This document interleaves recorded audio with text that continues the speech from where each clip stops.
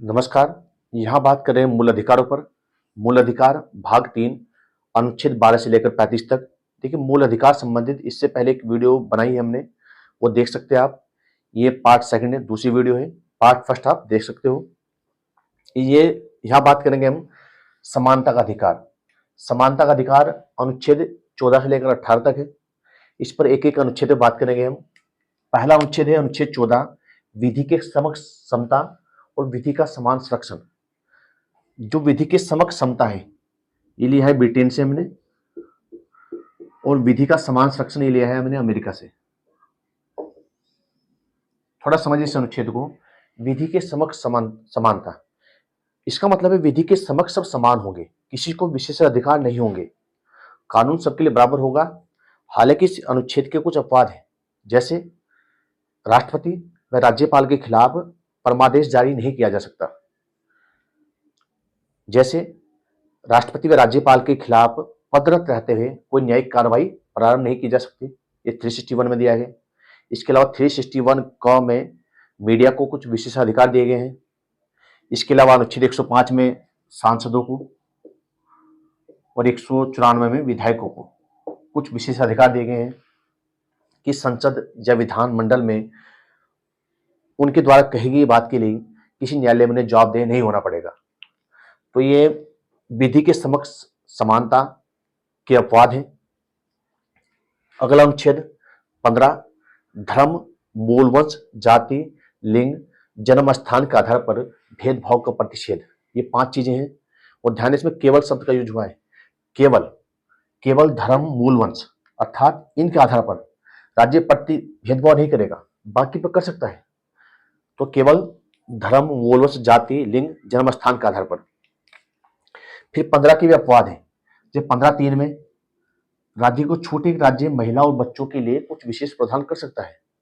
ऐसे 15(5) में राज्य अन्य पिछड़े वर्ग के लिए शैक्षणिक संस्थानों में कुछ विशेष छूट कर सकता है। ये जोड़ा गया 93वें संशोधन 2005 के द्वारा।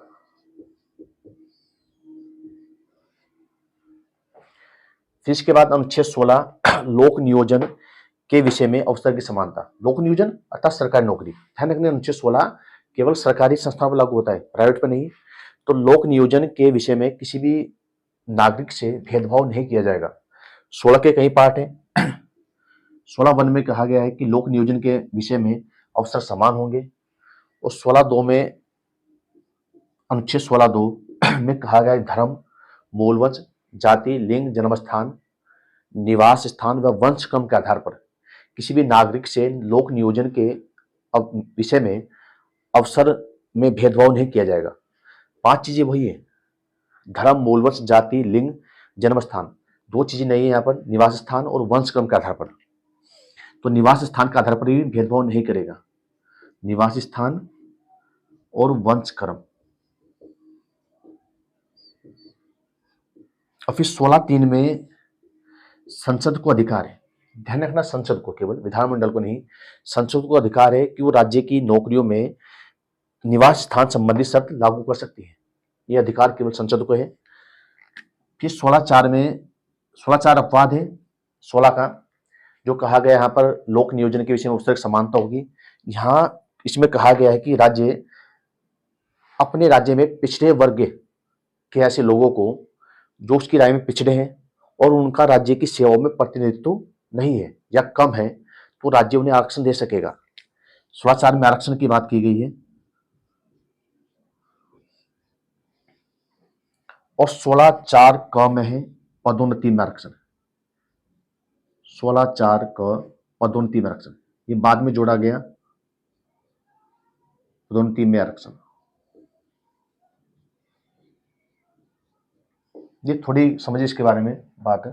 देखिए, 4 में कहा गया है कि राज्य अपने पिछड़े नागरिकों को जो उसकी राय में पिछड़े हैं और उनका राज्य की सेवाओं में प्रतिनिधित्व कम है, उन्हें आरक्षण दे सकता है। अब पिछड़ा कौन है ये जानने के लिए 1953 में प्रथम पिछड़ा आयोग बनाया गया, काका कालेलकर की अध्यक्षता में।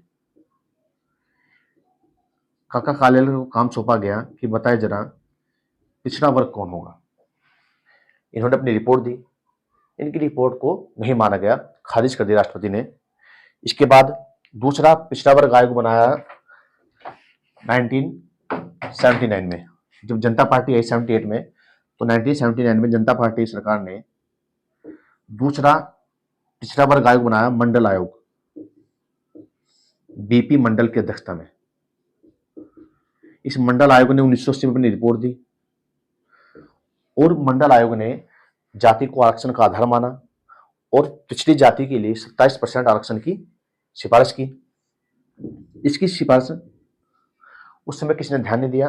फिर 1990 में वीपी सरकार ने मंडल आयोग की सिफारिश को मान लिया और ओबीसी के लिए 27% आरक्षण लागू कर दिया।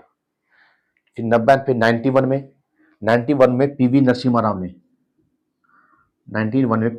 राव ने आर्थिक रूप से पिछड़े लोगों के लिए 10% आरक्षण दिया सरकारी नौकरियों में, जिसे सुप्रीम कोर्ट ने रद्द कर दिया।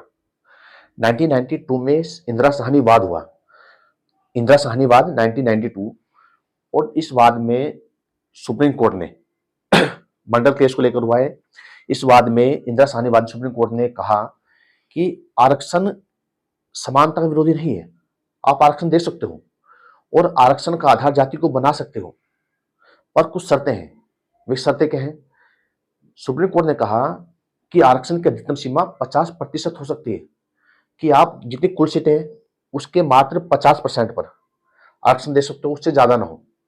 दूसरा कहा कि आरक्षण में क्रीम लेयर छांटा जाए, आरक्षण उच्च जाति के निम्न तबके को मिले, जो उसमें उच्च तबका है, जो क्रीमी लेयर है, उसे आरक्षण न दिया जाए।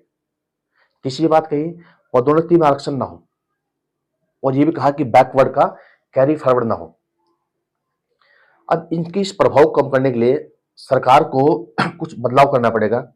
जैसे उसने कहा क्रीम लेयर का सिद्धांत लागू किया जाए, वो क्रीम लेयर को आरक्षण ना मिले, तो सरकार ने जांचने के लिए क्रीम लेयर कौन है, इसके लिए एक समिति गठित की, रामनंदन प्रसाद समिति।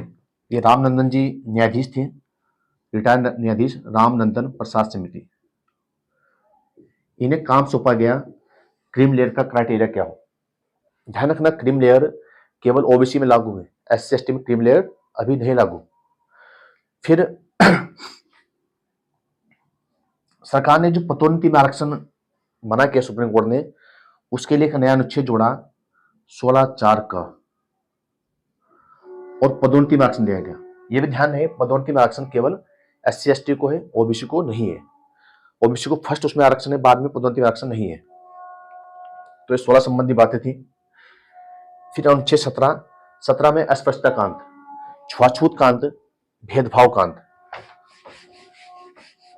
देखिए अनुच्छेद 17 में अस्पृश्यता कांड किया गया है, तो 17 को लागू करने के लिए संसद ने अनुच्छेद 35 का प्रयोग करते हैं।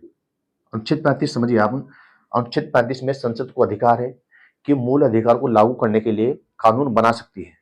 तो संसद ने इसका प्रयोग करते हुए 1955 में अस्पृश्यता निरोधक अधिनियम 1955 पारित किया। अधिनियम 1955 पारित किया, और बाद में 1976 में इसका नाम बदल कर दिया सिविल अधिकार संरक्षण अधिनियम। सिविल अधिकार संरक्षण अधिनियम 1955, ये क्या 1976 में नाम बदला इसका। इसके अलावा एससी एसटी एक्ट 1989 पारित किया, जिसे एट्रोसिटीज एक्ट बोलता है अब, SC ST act, SC ST अधिनियम 1989 लागू, ये 1990 से हुआ, 23 जनवरी 1990 से। तो ये सब इस लागू करने के लिए, 17 को लागू करने के लिए। अनुच्छेद 18 है उपाधियों कांड, अर्थात उपाधियों कांड कर दिया गया, शिक्षा और सेना के अलावा उपाधि नहीं दी जाएगी। ये किया गया समानता स्थापित करने के लिए।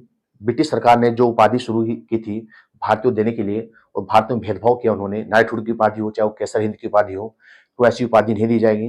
ध्यान है, भारत रत्न, पद्म भूषण, पद्म विभूषण, ये उपाधि नहीं, पुरस्कार है।